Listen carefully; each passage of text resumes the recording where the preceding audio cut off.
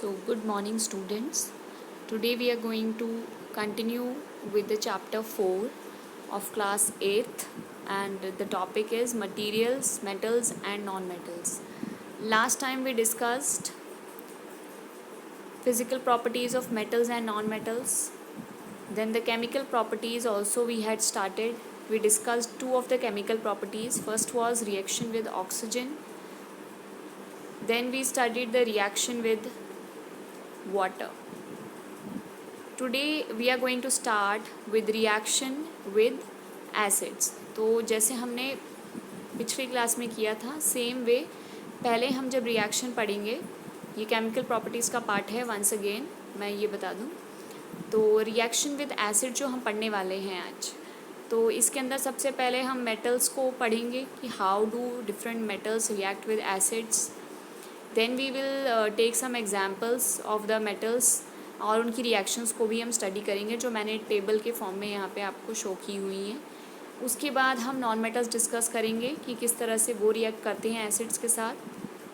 And last में हम displacement reactions discuss करेंगे और uses of metals and non metals को भी डिस्कस करेंगे. So starting with reaction of acids या reaction with acids of metals. So metals generally react with acids to release hydrogen gas. Now this hydrogen gas इसका test किया जा सकता है कि कौन सी गैस रिलीज़ हुई है with the help of a matchstick which is burning or a candle which is burning. जब इनमें से कोई भी एक चीज़ आप लेकर आते हो गैस के पास में, तो अगर वो हाइड्रोजन गैस है it will burn with a popping sound. So let us try to get an idea as to what happens. Suppose this is a test tube. इसके अंदर आपके पास कोई मेटल है. Suppose you have this metal, whatever the metal, let us not suppose करो ये आपका first जो एग्जाम्पल में दिया है मैग्नीशियम ही है. Suppose this is the metal magnesium. उसके बाद आपने क्या किया, इसमें you added some acid. Suppose you add the hydrochloric acid that is HCl and इसके अंदर आपका है magnesium. So you have two things, the metal is there and the acid is there now. So ये आपका suppose acid आ गया है इसके अंदर. अब now the reaction will take place slowly and gradually. The reaction will take place और reaction में क्या रिलीज़ होगा, हाइड्रोजन गैस रिलीज़ होगी. सो हाइड्रोजन गैस इस तरह से रिलीज़ होगी. ठीक है, अब ये हाइड्रोजन गैस आप टेस्ट करना चाहते हो, मतलब कि ये मैंने आपको बोल दिया okay this is a hydrogen gas, but there is no surety कि ये हाइड्रोजन गैस है या नहीं है. तो हाइड्रोजन गैस की कुछ प्रॉपर्टीज़ होती हैं, उन्हीं के बेसिस पर हम चेक करते हैं कि जो गैस तो रिलीज़ हो रही है ठीक है, but which gas it is. For testing that, all you have to do is you bring a burning matchstick or candle near the gas, and the gas if it burns with a popping sound, एक बहुत ही ज़ोर की पटाखे type की आवाज़ करके अगर कोई गैस वहाँ से वो मतलब जलती है, then you can say that okay this is the hydrogen gas. तो आपका जो क्वेश्चन बनता है one is कि how do metals react with acids, metals कैसे रिएक्ट करते हैं इन जनरल. सेकेंड चीज़ हो सकता है कि the gas which is released या फिर हाइड्रोजन गैस का कैसे आप टेस्ट करोगे या आप कैसे कंफर्म करोगे कि किसी रिएक्शन के अंदर जो गैस रिलीज़ हुई है that is hydrogen gas. So you will test it by bringing a burning matchstick और candle near the gas. If a popping sound is produced then you can say that it is hydrogen gas. Now let us study one by one the reactions of different metals with hydrochloric acid and sulfuric acid. This is given in the NCERT book in the form of an activity. Okay, so this table is given there. It is not complete. You can use this table that I am showing here for completing that table from your book and getting an idea as to how single metals, different metals react with the acids. तो आपकी book में कुछ ही examples हैं, हम उन्हीं examples को deal करेंगे और ज़्यादा एग्जाम्पल्स हम नहीं कंसिडर करेंगे. First one is that of magnesium. तो मैग्नीशियम का जब रिएक्शन किया जाता है तो मैग्नीशियम को यूजली हम थिन मैग्नीशियम रिबन के फॉर्म में यूज़ करते हैं. उसके बाद अब इसका रिएक्शन किया, व्हेन यू टेक मैग्नीशियम को आपने रिबन के फॉर्म में लिया और उसको हमने डाइल्यूट हाइड्रोलिक क्लोरिक एसिड के साथ जब ट्रीट किया, जैसे कि हमने इस टेस्ट ट्यूब में यहाँ पे शो किया था, so what happens is a salt is formed. Salt क्या बनता है, मैग्नीशियम क्लोराइड, और साथ में रिलीज़ होती है हाइड्रोजन गैस। सो जब भी एक चीज़ आप ये अभी ऑब्जर्व करना स्टार्ट करोगे, जहाँ पर भी हाइड्रोक्लोरिक एसिड के साथ रिएक्शन हो रहा है, because Cl that is chlorine is present there, तो जितने भी सॉल्ट्स बनेंगे जिस भी मेटल के, वो यूजली क्लोराइड ही बनेंगे। तो मैग्नीशियम, ये मतलब ये आप यूज़ कर सकते हो टू रिमेंबर कि कौन सा सॉल्ट बनने वाला है। सो मैग्नीशियम के साथ जब रिएक्शन हुआ हाइड्रोक्लोरिक एसिड का, तो we get magnesium chloride. Now this same reaction is observed at room temperature as well as when you heat the test tube. मतलब जैसे अगर आपने ये टेस्ट ट्यूब लिया है, जैसे ये टेस्ट ट्यूब मैंने आपको बताया था, तो आपने मैग्नीशियम लिया, इसके अंदर HCl डाला, reaction will start taking place. आपको हीट करने की भी ज़रूरत नहीं है, reaction will occur and hydrogen gas will be released. Second case क्या है कि अगर आप इसको वार्म करो, ठीक है, अगर आपने टेस्ट ट्यूब लिया, टेस्ट ट्यूब को नीचे से आपने हीट प्रोवाइड किया with the help of any burner और एनीथिंग, तो जो हीट करोगे तो भी रिएक्शन वही का वही रहेगा, there is no change in the reaction. हाँ, स्पीड में थोड़ा सा चेंज हो सकता है, but the reaction as a whole remains the same.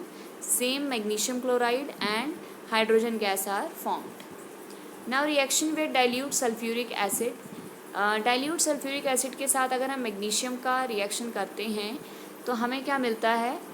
अब जैसे क्लोरीन था हाइड्रोक्लोरिक एसिड के अंदर, तो हाइड्रोक्लोरिक एसिड के अंदर सॉल्ट क्लोराइड का बन रहा था। उसी तरीके से जो आपका सल्फ्यूरिक एसिड है, इसके अंदर SO4 जिसे सल्फेट कहते हैं, ये वाला आयन प्रेजेंट है।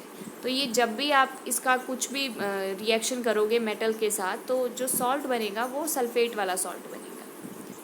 So here the salt which is formed is magnesium sulfate और Mg2SO4 एंड जैसा कि हमारे स्टार्टिंग में ही मैंने आपको बताया कि गैस कौन सी रिलीज़ होगी, hydrogen gas. Now the reaction बिल्कुल सेम टू सेम रिएक्शन होता है, मैग्नीशियम सल्फेट बनता है, हाइड्रोजन गैस रिलीज़ होती है। जब हम मैग्नीशियम का रिएक्शन सल्फ्यूरिक एसिड के साथ करवाते हैं eight warm temperatures, yeah, when we heat the test tube which is containing the magnesium and the sulfuric acid, again magnesium sulfate and hydrogen gas are produced, just like the reaction in which we were conducting the reaction at room temperature. So चाहे आप room temperature ले लो, चाहे आप उसको थोड़ा सा heat up कर लो, warm temperatures ले लो, दोनों ही situations में जो मैग्नीशियम का reaction है with sulfuric acid वो सेम है, सेम जैसे हाइड्रोक्लोरिक एसिड की सिचुएशन में था। उसमें भी चाहे आप रूम टेम्परेचर पे रिएक्शन करवाओ और चाहे आप उसको थोड़ा सा वार्म टेम्परेचर्स पे, in both the end products या जो रिज़ल्ट हो रहा था वो सेम था, वो कुछ चेंज नहीं था। Now the next metal which is given in your activity is aluminium. Aluminium आपको बहुत ईजिली अवेलेबल होता है इन the form of aluminium foils. It is the most common form जो आपको आइडेंटिफाई करने को मिलेगा। इसके अलावा एल्यूमिनियम के आपने बहुत सारे देखे होंगे, containers, boxes and all these things, but जो सबसे सिंपल आप जिसको यूज़ कर सकते हो for any experiment purpose even, वो है एल्यूमिनियम फॉइल। तो हमने क्या किया, एक टेस्ट ट्यूब लिया और टेस्ट ट्यूब के अंदर this time what we are doing, we are adding aluminium. तो हमने यहाँ एल्यूमिनियम की फॉइल ले ली, छोटा सा उसका पीस सपोज करो आपने डाल दिया, उसके ऊपर आपने ऐड कर दिया hydrochloric acid, you added HCl। Now जो फर्स्ट कॉलम है वो डिपिक्ट कर रहा है वही पिछले वाले में से ही, reaction at room temperature. Second column is representing reaction at warm temperatures. Then the third one, ये आपका जो थर्ड और फोर्थ है, ये आपका सल्फ्यूरिक एसिड के साथ रिएक्शन शो कर रहा है। इसमें जो ये वाला थर्ड वाला कॉलम है, this is for low temperatures, या लो टेम्परेचर्स नहीं, रूम टेम्परेचर्स। और ये जो लास्ट या फोर्थ कॉलम है, this is for warmer temperature. So आप पहले स्टडी करते हैं हम हाइड्रोक्लोरिक एसिड के साथ रिएक्शन। तो जैसे कि आपको पता है कि metals react with hydrochloric acid, with any acid, not just hydrochloric acid, with acids to form hydrogen gas, and a salt is also formed in the process. So hydrogen gas is again formed. Aluminium reacts with hydrochloric acid resulting in formation of a salt called as aluminium chloride. जैसे मैंने आपको पहले ही बोला था magnesium में magnesium chloride बना था, वैसे ही यहाँ पे एल्यूमिनियम का एल्यूमिनियम क्लोराइड हो गया है। तो ये सिंपल तरीके से आप इसको लर्न कर सकते हो, रिमेंबर करने के लिए इसको आप यूज़ कर सकते हो। साथ में जो मेन आपका प्रोडक्ट रिलीज्ड है that is the hydrogen gas, जिसकी हमने टेस्टिंग के लिए कौन सा मेथड यूज़ किया था, the method of matchstick. Now the same reaction exactly what happened at room temperature, the same reaction will occur at higher temperatures also। अगर आप इस टेस्ट ट्यूब को हीट अप भी कर देते हो, even if you provide some heat, then also the reaction will be the same। now reaction of aluminium with sulfuric acid, तो यहाँ पर जैसे कि आपने मैग्नीशियम के केस में देखा था मैग्नीशियम सल्फेट बना था, वैसे ही जब एल्यूमिनियम का रिएक्शन होता है सल्फ्यूरिक एसिड के साथ तो एल्यूमिनियम सल्फेट बनता है और हाइड्रोजन गैस रिलीज़ होती है। ये रूम टेम्परेचर्स पर भी वही है और हायर टेम्परेचर्स यानी अगर आप हीट अप भी कर देते हो तो भी same reaction takes place. Now iron filings, आपका जो थर्ड एग्जाम्पल है of reaction of metals with non metals, उसमें आपका है मेटल्स विद एसिड, उसमें आपका एग्जाम्पल है iron. So what happens when iron reacts with an acid. So अगर आप देखते हो हाइड्रोक्लोरिक एसिड, तो हाइड्रोक्लोरिक एसिड के साथ अगर आपने इस तरह से टेस्ट ट्यूब लिया and now instead of aluminium if suppose you are using iron, अब आपने यहाँ पे आयरन यूज़ कर लिया है। आयरन यूजली हम आयरन फिलिंग्स के फॉर्म में लेते हैं। आयरन फिलिंग्स भी छोटे छोटे से पीसेस होते हैं आप आयरन के, आप ऐसे कह सकते हो, जो बहुत ही सॉफ्ट होते हैं जिस पे इजीली रिएक्शन ताकि हो सके। सो आयरन फिलिंग्स लेते हैं। आयरन फिलिंग्स में आपने क्या किया, ऐड किया हाइड्रोक्लोरिक एसिड और ये रिएक्शन आपने रूम टेम्परेचर पर कैरी आउट करने की कोशिश की, but what you will observe it that no reaction is taking place, कोई रिएक्शन नहीं हो पाएगा। So what you do is you heat it up now. So आपने ये हीटिंग वाला प्रोसेस अब इसमें अप्लाई किया। जब आपने हीट किया तब आप ऑब्ज़र्व करोगे कि हाइड्रोजन गैस रिलीज़ हो रही है और साथ में iron chloride is being produced. So iron when reacts with hydrochloric acid at room temperature there is no reaction at all, ठीक है, कोई रिएक्शन नहीं होता है। और जब वो हाई टेम्परेचर्स पर या वार्म अप करने पे अगर आप देखो तो रिएक्शन हो जाता है। So you have to remember this. Question क्या बन सकता है कि आपसे क्वेश्चन पूछ सकते हैं what will happen if iron reacts with hydrochloric acid at room temperature. So you will write there is no reaction that takes place. And अगर उसी में थोड़ा सा एक चेंज आ गया क्वेश्चन के अंदर कि what happens when iron reacts with hydrochloric acid and we heat up the solution या एट वार्मर टेम्परेचर्स, तो आप क्या लिखोगे कि it will react to form iron chloride along with the release of hydrogen gas. अब हम पढ़ते हैं कि आयरन का रिएक्शन सल्फ्यूरिक एसिड के साथ कैसे होता है। तो सल्फ्यूरिक एसिड के केस में भी वैसा ही रिएक्शन है जैसा कि इसने हाइड्रोक्लोरिक एसिड के केस में शो किया है। So iron does not react with sulphuric acid at room temperature. Again जैसे कि हाइड्रोक्लोरिक एसिड के साथ ये नहीं रिएक्ट करता था रूम टेम्परेचर पे, वैसे ही रूम टेम्परेचर पे अगर आप आयरन का रिएक्शन करवाते हो सल्फ्यूरिक एसिड के साथ तो भी रिएक्शन नहीं होता है।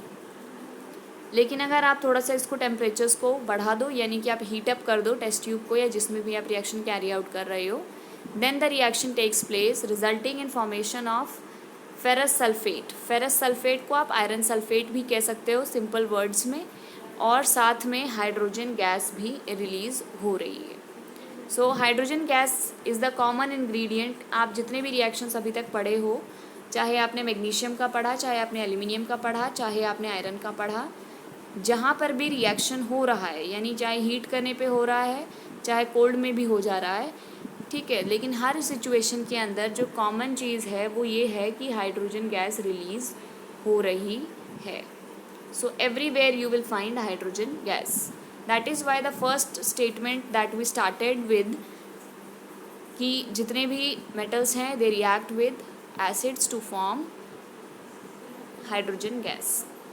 Now the next metal that we are going to study after 3 metals, तो हमने 3 पढ़ लिए, मैग्नीशियम, एल्यूमिनियम, आयरन, अब चौथा पढ़ने जा रहे हैं, दैट इज़ कॉपर।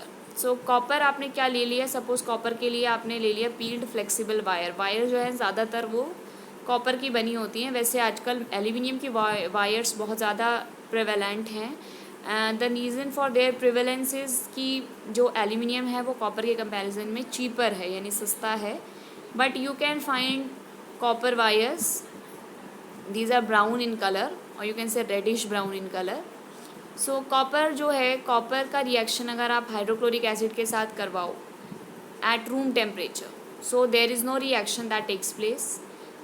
कॉपर को अगर आप रिएक्शन के लिए हाइड्रोक्लोरिक एसिड के साथ रखा है आपने और हीटअप भी कर दिया even, so even on heating up you will observe that no reaction takes place. So copper एक, अभी तक आपने जितने भी मेटल्स पढ़े हैं तीनों, मैग्नीशियम, आयरन और चाहे एल्यूमिनियम, तीनों ही रिएक्शन चाहे हीट करने पर ही सही हाइड्रोक्लोरिक एसिड के साथ रिएक्शन शो कर रहे थे. बट अगर आप कॉपर को कंसिडर करो तो copper does not react with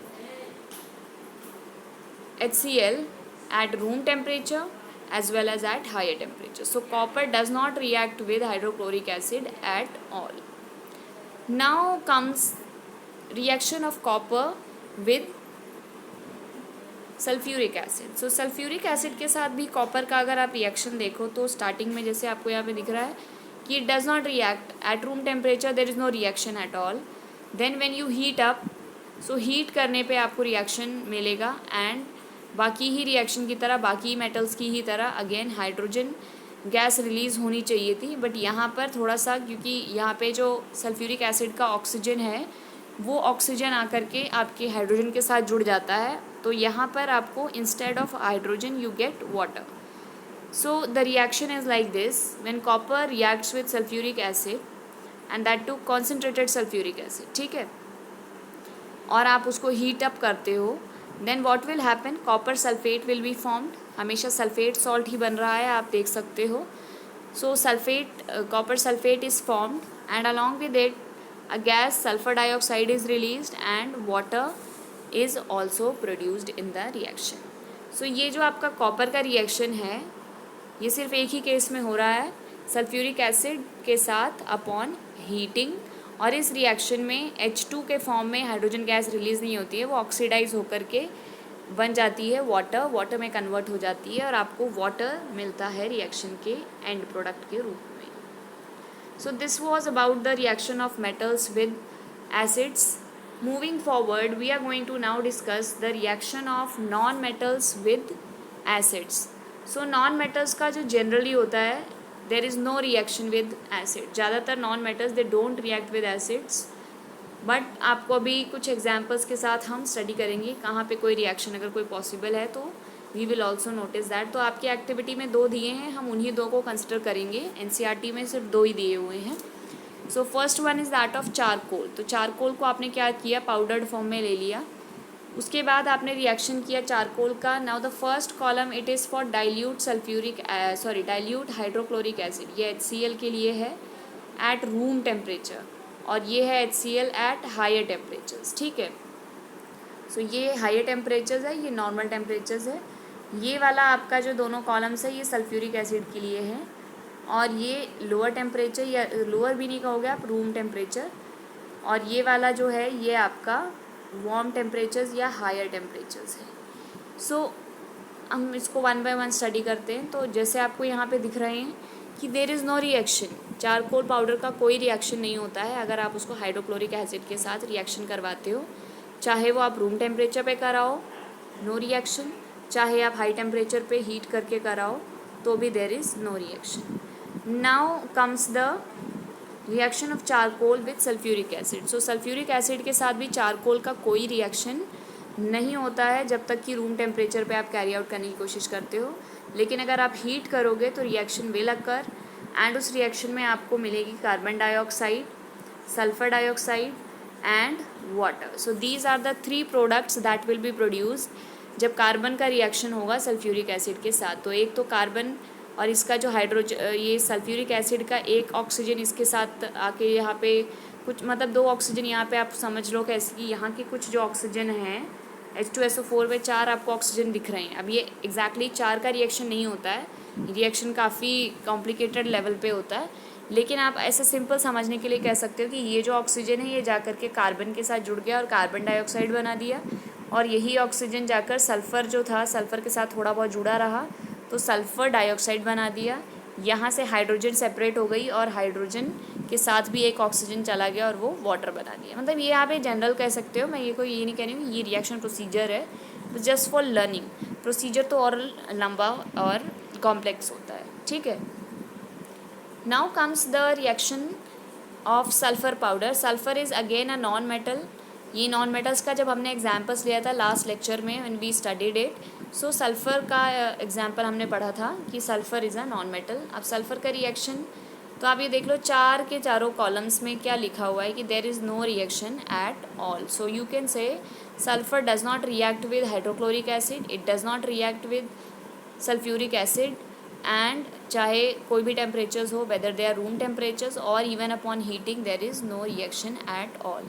so यहाँ पर आप क्या देख सकते हो कि generally, not always but generally the non metals don't react with acids.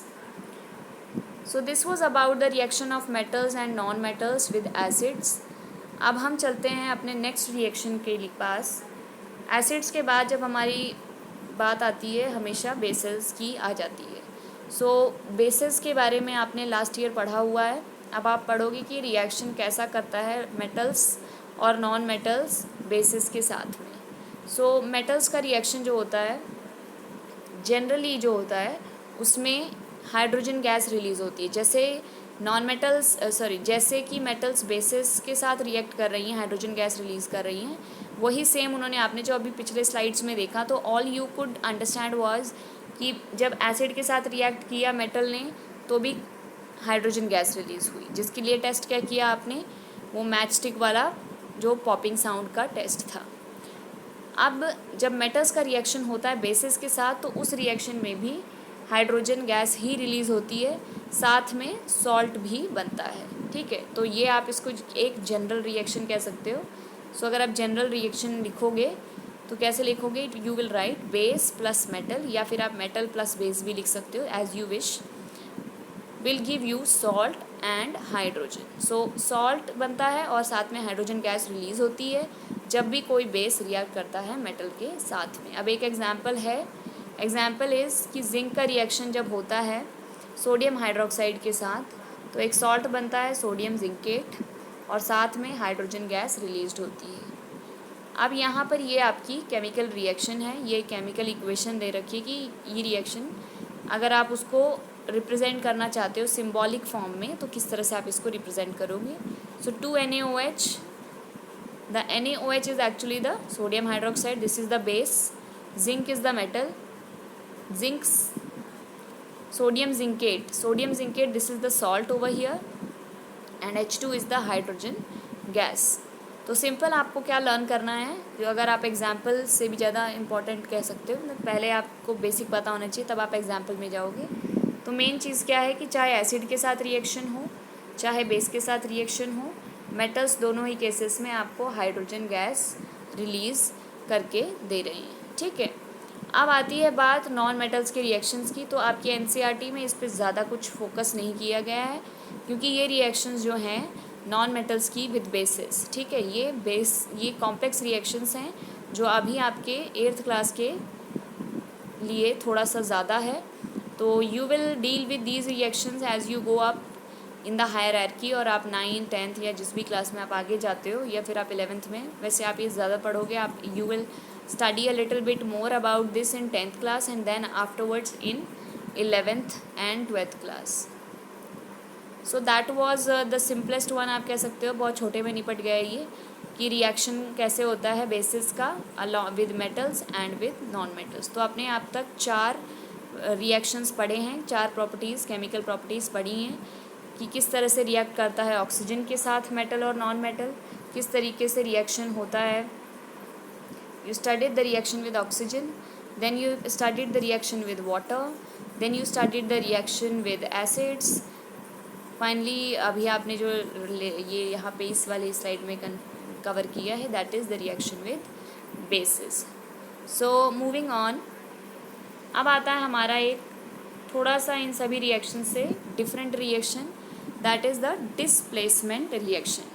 Displacement reaction जो है ये स्पेशल कैटेगरी है रिएक्शंस की जिसके अंदर मेटल्स का रिएक्शन है और दो मेटल्स इन्वॉल्व होंगी इसके अंदर। तो मतलब इसमें क्या होगा कि आपके पास, चलो हम इसको ऐसे ही पढ़ लेते हैं जैसे एज इट इज़ इसमें लिखा हुआ है 1 by 1, ताकि आपको इजी हो रहे, कन्वीनियंट रहे, आप यहाँ वहाँ भटको नहीं समझने में। सो फर्स्ट लाइन इज़ कि during reaction if a metal replaces another metal from its compound then such reactions are called displacement reaction. यानी अगर आप कोई ऐसा रिएक्शन आपको देखने को मिल रहा है जिसके अंदर एक मेटल दूसरे मेटल की जगह ले ले रहा है उसके कंपाउंड में से, यानी एक मेटल है, दूसरा मेटल कोई कंपाउंड के फॉर्म में प्रेजेंट है, तो जो कंपाउंड के फॉर्म में है उस कंपाउंड के अंदर पहला मेटल दूसरे मेटल को रिप्लेस करके खुद वहाँ पे चला जाता है, और जो पहला मेटल है वो अब जो सेकंड वाला मेटल है वो अब फ्री हो जाता है। मतलब एक तरीके से ऐसे कंसिडर करो जैसे कि ये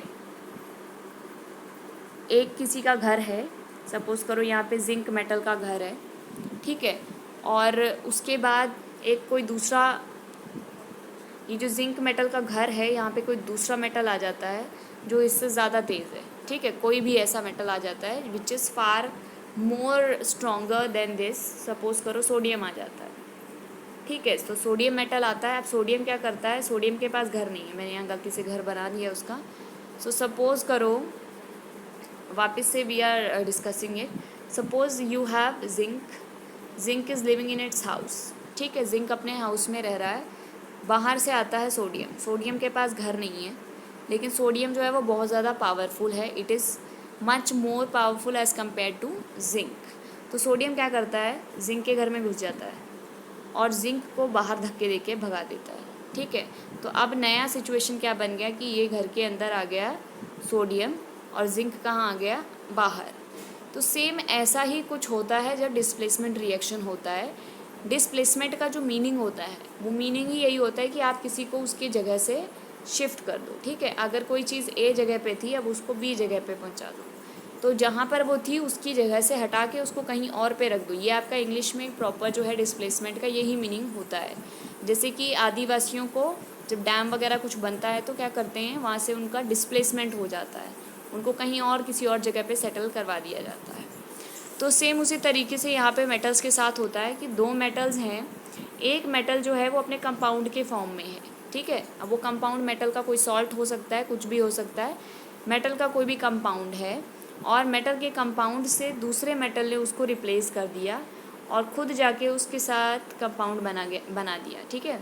जो कंपाउंड था उस कंपाउंड में जिस भी चीज़ के साथ उस मेटल ने कंपाउंड बनाया था उसकी जगह अब उसने खुद जाके, नए वाले मेटल ने खुद ने जाके वहाँ पे उसके साथ कोई बॉन्डिंग कर ली, और जो पहले से कंपाउंड बना के बैठा था उस बेचारे को इसने बाहर थ्रो आउट कर दिया, ठीक है। तो पहले बेघर सोडियम था, अब उसने जिंक को बेघर कर दिया।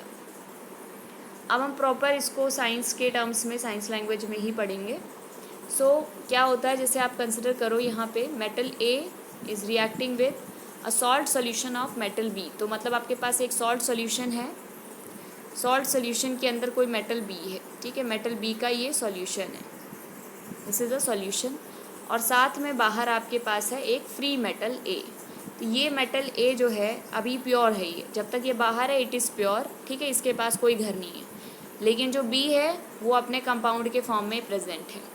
अब ये क्या करेगा, जब ये इस तरीके से आप इस ए को इसके अंदर डाल दोगे, so when A gets added into the salt solution of metal B, then what happens is कि जो ए है वो बी को बाहर कर देता है, बी को फ्री कर देता है और ख़ुद जा कर के अपना सॉल्यूशन बना लेता है। यानी जो पहले सॉल्ट सॉल्यूशन मेटल बी का था, अब वो सॉल्ट सॉल्यूशन में मेटल ए हो गया है, और मेटल बी जो पहले कंपाउंड के फॉर्म में था अब वो फ्री फॉर्म के अंदर आ गया है, और ये जो फ्री मेटल बी है it will now get deposited at the bottom of the test tube, ठीक है। तो स्टार्टिंग में था ए फ्री था और बाद में क्या हो गया, बी फ्री हो गया, और ए जो है वो कंपाउंड बना करके सॉल्ट सॉल्यूशन के अंदर प्रेजेंट हो जाता है। अब जो है मेटल्स को, जो ये रिएक्शन है जो हमने अभी पढ़ी है, तो क्या इसमें कोई भी मेटल किसी को भी रिप्लेस कर सकता है। तो मैंने जैसे आपको एग्जांपल्स देते वक्त ये थोड़ा सा हिंट दिया था कि हर कोई स्ट्रांग नहीं होता है दूसरे वाले से कि उसको घर से निकाल दे, सिर्फ जो स्ट्रॉन्ग है वो ही निकाल के बाहर कर सकता है, ठीक है। तो यहाँ पर वही केस होता है कि सारे मेटल्स जो हैं उनका एक रिएक्टिविटी ऑर्डर होता है। हर मेटल को आप नहीं कह सकते कि ये जा कर के दूसरे मेटल को रिप्लेस करके अपनी जगह ले लेगा। हर डिफरेंट जो मेटल होता है उसका एक रिएक्टिविटी ऑर्डर होता है। तो ये पोटेशियम, सोडियम, कैल्शियम, मैग्नीशियम, ये जो आप ये देख रहे हो सीक्वेंस, ये सीक्वेंस में इनकी रिएक्टिविटी होती है। तो मतलब इसमें पोटेशियम सबसे ज़्यादा रिएक्टिव है, उसके बाद सोडियम, उसके बाद कैल्शियम, उसके बाद मैग्नीशियम, एल्यूमिनियम, जिंक, आयरन। तो अगर आप देखो, सपोज़ जैसे आप मेटल कंसिडर कर रहे थे अभी कि हमने जिंक ले लिया और साथ में हम ले लेते हैं कॉपर। ये आगे ये वाले एग्जाम्पल में भी यूज़ हो रहा है, दैट इज़ वाई मैंने इसको जानबूझ के लिया है। तो सपोज़ आप जिंक ले लेते हो और कॉपर ले लेते हो, और आप मान लो कि सॉल्यूशन किसका है, कॉपर का सॉल्यूशन है, ठीक है। Suppose copper is forming the solution और जिंक जो है वो फ्री था। अब क्या होगा, आपने इन दोनों का रिएक्शन करवाया, तो क्योंकि जिंक यहाँ पर है तो जितना जो इस तरफ है, ठीक है, वो उतना ही ज़्यादा स्ट्रॉन्ग है। तो जिंक जो है वो कॉपर के कंपैरिजन में स्ट्रॉन्ग है, ठीक है। तो जिंक जो है वो कॉपर को उसकी सॉल्यूशन में से रिप्लेस कर सकता है, उसको डिस्प्लेस करके उसको सॉल्यूशन से बाहर कर सकता है। तो what will happen, this zinc will come, और अब जो सॉल्यूशन हो जाएगा वो जिंक का सॉल्यूशन हो जाएगा। स्टार्टिंग में वो कॉपर का सॉल्यूशन था, अब वो जिंक का सॉल्यूशन बन जाएगा, और जैसे पहले जिंक फ्री था अब वहाँ पे कॉपर फ्री हो जाएगा, ठीक है। तो ये इस तरीके से ऑर्डर फॉलो होता है। अब सपोज़ करो हम इसी को एक दूसरे तरीके से लेते हैं, ठीक है। दूसरे तरीके से कैसे लेते हैं, हमारे पास जिंक है, हमारे पास कॉपर भी है, लेकिन इस बार इंस्टेड ऑफ कॉपर का सॉल्यूशन वी हैव जिंक का सॉल्यूशन, ठीक है। So we have zinc solution, zinc in the form of some solution. Zinc का कोई सॉल्ट है, जिंक सल्फेट है या कुछ भी ले लो आप, तो वो जिंक का सॉल्यूशन है, और कॉपर आपका जो है आपने उस सॉल्यूशन के अंदर ऐड किया। नाउ जस्ट थिंक, क्या यहाँ पर कॉपर जिंक को उसकी सॉल्यूशन में से डिस्प्लेस करके कॉपर सॉल्यूशन बना सकता है और जिंक को फ्री कर सकता है? सो अगर आप सोचोगे तो आपको क्या पता चलेगा कि नहीं, ऐसा नहीं हो सकता है। क्यों नहीं हो सकता है? क्योंकि जिंक तो स्ट्रॉन्ग है कॉपर से, तो कॉपर उसको उसके घर से या उसकी सॉल्यूशन से, दैट इज़ टू से, नहीं निकाल सकता है। हालांकि जिंक कॉपर को उसके सॉल्यूशन में से डिस्प्लेस कर सकता है। तो ये इस तरीके से रिएक्टिविटी जो सीरीज़ है उसको फॉलो करके ही सारे के सारे डिस्प्लेसमेंट रिएक्शंस होते हैं। अब यहाँ पे हम ये सारी लाइंस पढ़ लेते हैं कि metals can be actually arrange as per their reactivity order, and thus a more reactive metal will always displace a less reactive metal from its compound, but a less reactive one cannot replace a more reactive metal। तो simple क्या है इसका हिंदी में अगर हम समझने की कोशिश करें तो दैट इज़ कि मेटल्स का एक रिएक्टिविटी ऑर्डर है, दिस इज़ दैट ऑर्डर, और जो मेटल हायर रिएक्टिविटी वाला है वो अपने से कम रिएक्टिविटी वाले मेटल को रिप्लेस कर सकता है, उसके कंपाउंड में से डिस्प्लेस कर सकता है, और जो लेस रिएक्टिव है वो मोर रिएक्टिव मेटल को डिस्प्लेस नहीं कर सकता। तो अब यही दोनों पॉइंट्स यहाँ पे आपको सिंगल सिंगल करके यहाँ पे लिखे हुए हैं कि more reactive metal replaces less reactive metals and less reactive metals can not replace more reactive metals. अब हम एग्जाम्पल ले लेते हैं ताकि हमको ये बिल्कुल ही अच्छे से क्लियर हो जाए। सो अगर यहाँ पे आप ले लेते हो जिंक का सॉल्यूशन, सॉरी जिंक का सॉल्यूशन नहीं लिया है आपने, जिंक मेटल फ्री स्टेट में ले लिया आपने, साथ में आपने कॉपर सल्फेट का सॉल्यूशन ले लिया CuSO4, ठीक है। तो ये आपके पास सपोज करो ये टेस्ट ट्यूब थी। टेस्ट ट्यूब, एक मिनट में उसको पूरा क्लियर करके फिर से बताती हूँ। तो सपोज़ आपने ये ले लिया टेस्ट ट्यूब, इस टेस्ट ट्यूब के अंदर कॉपर सल्फेट का सॉल्यूशन था। कॉपर सल्फेट का सॉल्यूशन का कलर लर्न है आपको, डू यू रिमेंबर, याद है? So it is blue coloured solution, ये ब्लू कलर का सॉल्यूशन होता है, ठीक है। और जो जिंक होता है, zinc metal, it is silver in colour, ये मतलब ग्रेश सिल्वर कलर का आपको अगर आप देखो तो आपको मिल जाएगा, ये सिंपल से। तो जो कॉपर सल्फेट का सॉल्यूशन है that is blue in colour, ये वाटर के अंदर कॉपर सल्फेट के क्रिस्टल्स को डिजॉल्व करके we prepare the copper sulphate solution. अब इस कॉपर सल्फेट सॉल्यूशन में हमने जिंक को डाल दिया, ठीक है। So we added zinc. Zinc की आती हैं छोटी छोटी सी, आप टर्निंग्स वगैरह कुछ भी ऐसे ले सकते हो, तो छोटे छोटे टुकड़े जिंक के आपने इसमें कुछ ऐड कर दिए। अब थोड़ी देर बाद आप क्या रिएक्शन देखोगे कि यहाँ पर ये जो ब्लू कलर है इट विल स्टार्ट फेडिंग, और ब्लू कलर की जगह so instead of the blue colour, अब ये सारा ब्लू कलर यहाँ से चला जाएगा, ठीक है। व्हाट विल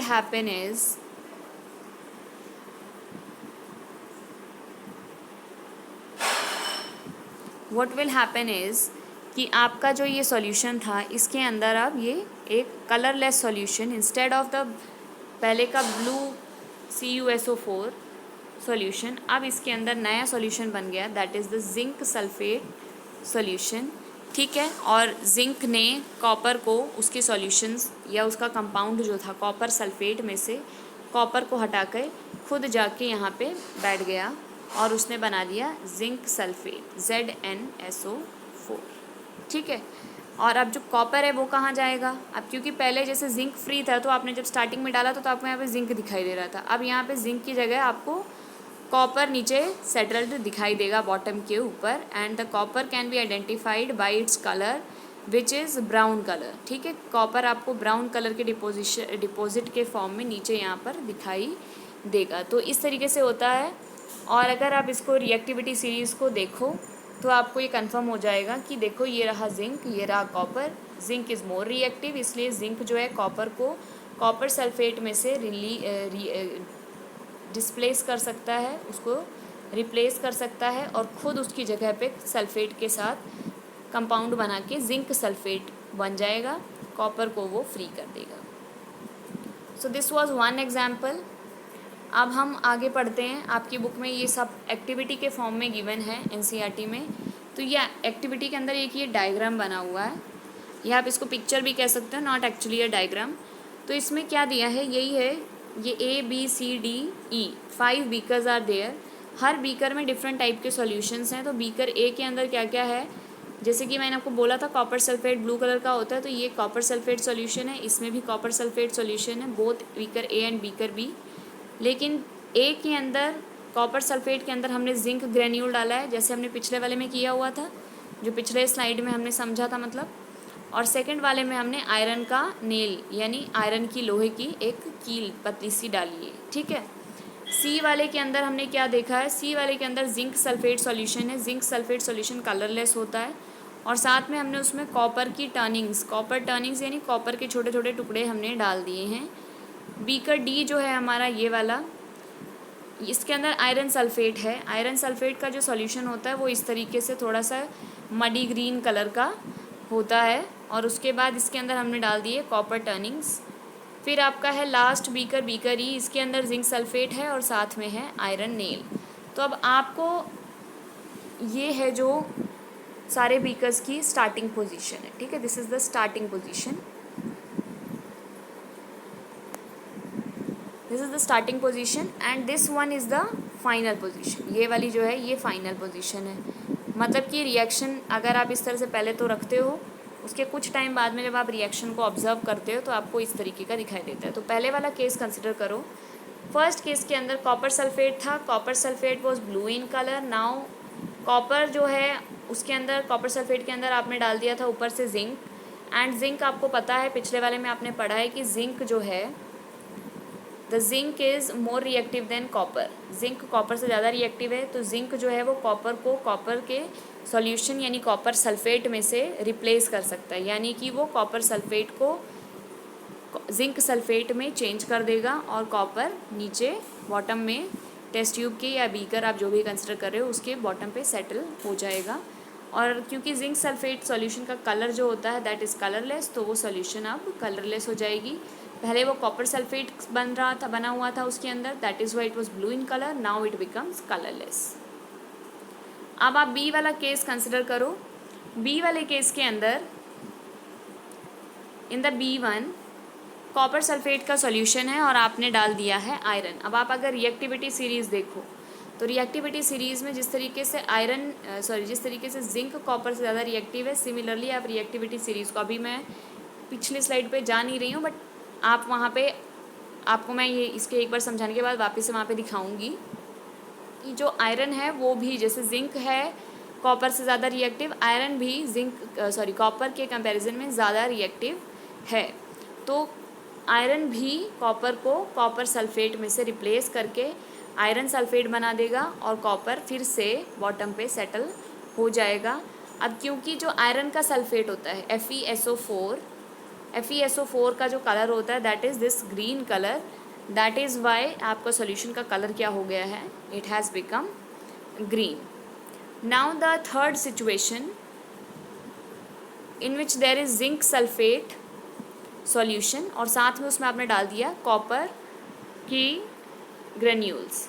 सो इस सिचुएशन के अंदर अगर आप देखो तो सॉल्यूशन जिंक का है, जिंक कॉपर से ज़्यादा रिएक्टिव है, ठीक है, सॉल्यूशन इसका है, तो कॉपर इसको सॉल्यूशन में से रिप्लेस नहीं कर सकता है क्योंकि जिंक तो स्ट्रॉन्ग है। तो because zinc is more strong, या आप कह सकते हो zinc is stronger, that is Y copper can not replace zinc and therefore यहाँ पर कोई भी रिएक्शन नहीं होगा। और एज इट इज़ जब आप बाद में देखो चाहे आप पहले देखो, कॉपर ही नीचे बॉटम पे सेटल्ड है and zinc as it is zinc sulphate के फॉर्म में, सॉल्यूशन के फॉर्म में प्रेजेंट है। अब हम डी वाला केस कंसिडर करते हैं। This is the iron sulphate solution, इसके अंदर आयरन सल्फेट का सॉल्यूशन है और साथ में कॉपर टर्निंग्स हैं, मतलब आपने आयरन सल्फेट का सॉल्यूशन लिया और उसके अंदर कॉपर को इस तरह से डाल दिया। अब ये भी बिल्कुल वैसा ही केस है जैसे आपने पिछले वाला सी वाला केस पढ़ा, इसके अंदर आयरन है सॉल्यूशन के फॉर्म में और कॉपर जो है वो फ्री है।